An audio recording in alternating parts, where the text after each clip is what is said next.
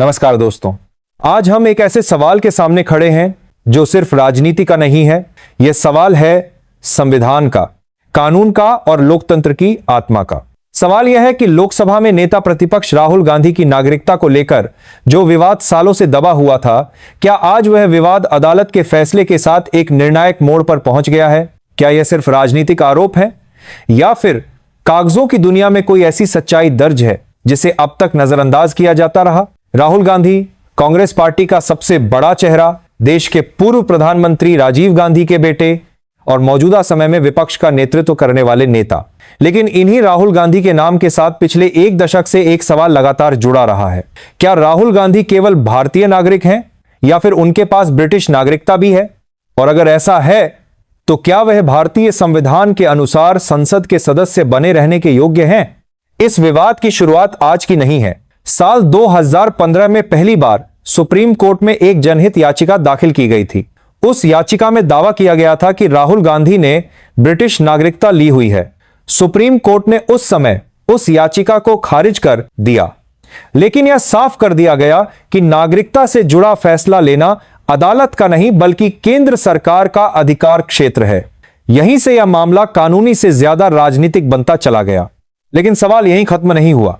बार बार यह आरोप सामने आता रहा कि ब्रिटेन की एक कंपनी बैकअप्स लिमिटेड के दस्तावेजों में राहुल गांधी को ब्रिटिश नागरिक बताया गया है।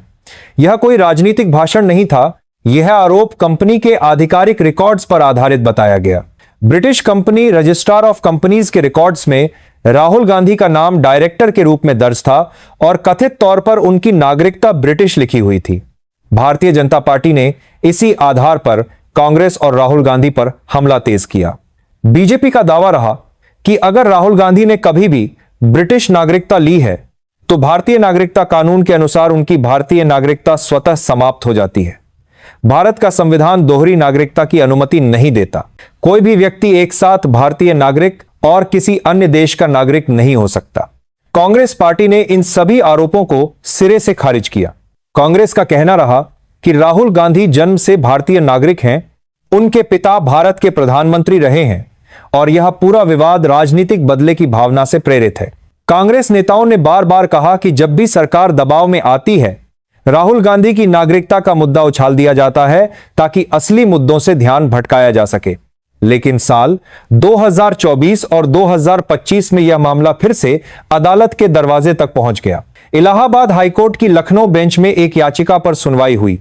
हाईकोर्ट ने साफ कहा कि नागरिकता का फैसला करना केंद्र सरकार का अधिकार है और अदालत इस स्तर पर इसमें हस्तक्षेप नहीं कर सकती।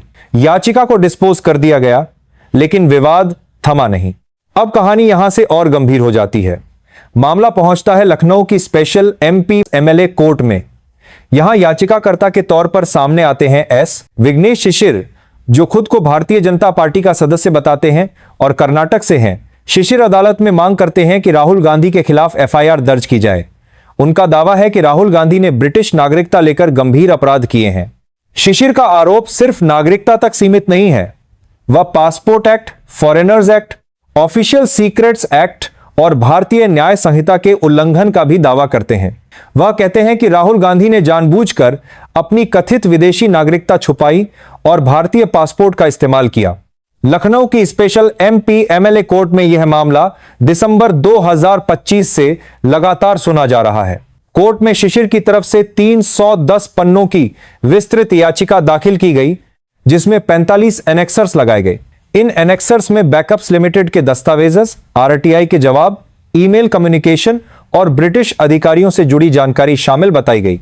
शिशिर ने अदालत में दावा किया कि गृह मंत्रालय ने आरटीआई के जवाब में यह स्वीकार किया है कि यूनाइटेड किंगडम की सरकार से राहुल गांधी के ब्रिटिश पासपोर्ट से जुड़ी जानकारी भारत सरकार को मिली है।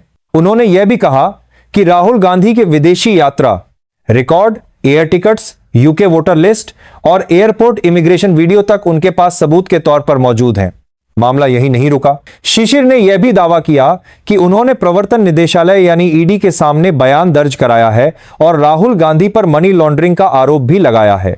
उन्होंने कहा कि सीबीआई ने भी उनकी शिकायत पर संज्ञान लिया है और केस को दिल्ली हेडक्वार्टर ट्रांसफर किया गया है।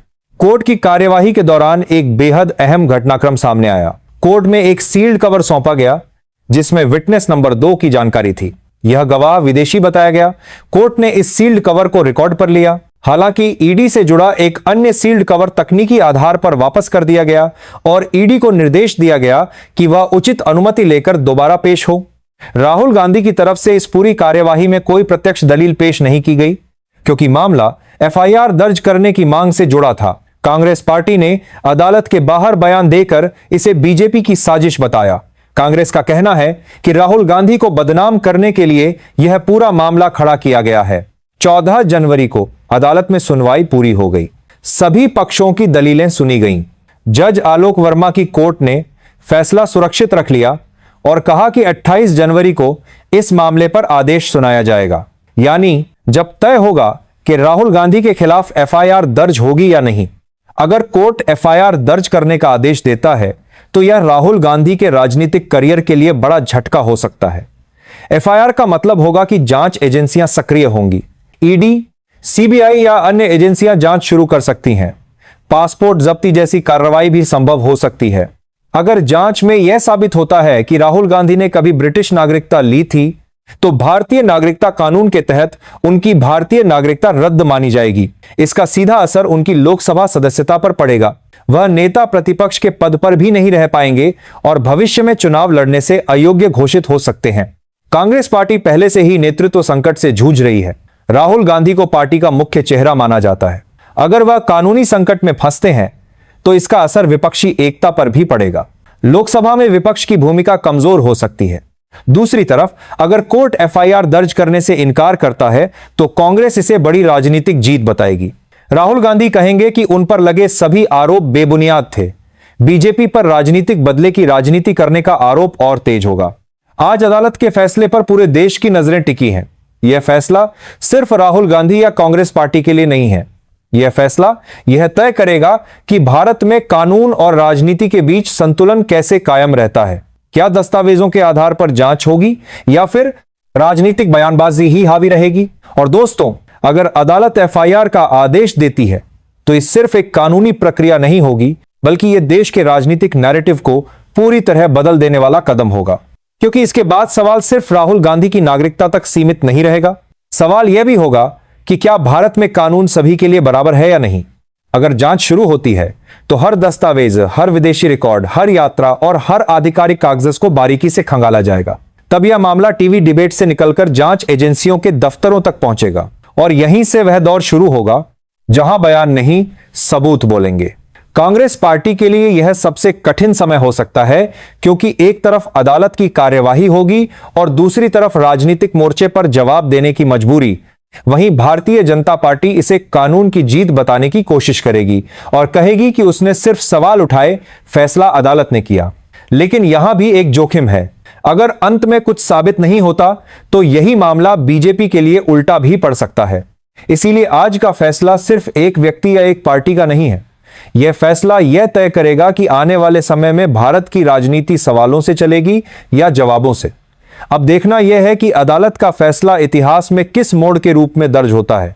अब सवाल आपसे है, क्या यह एक जरूरी कानूनी जांच है या फिर एक राजनीतिक षड्यंत्र? क्या अदालत का फैसला देश की राजनीति की दिशा बदल देगा? अपनी राय जरूर बताइए।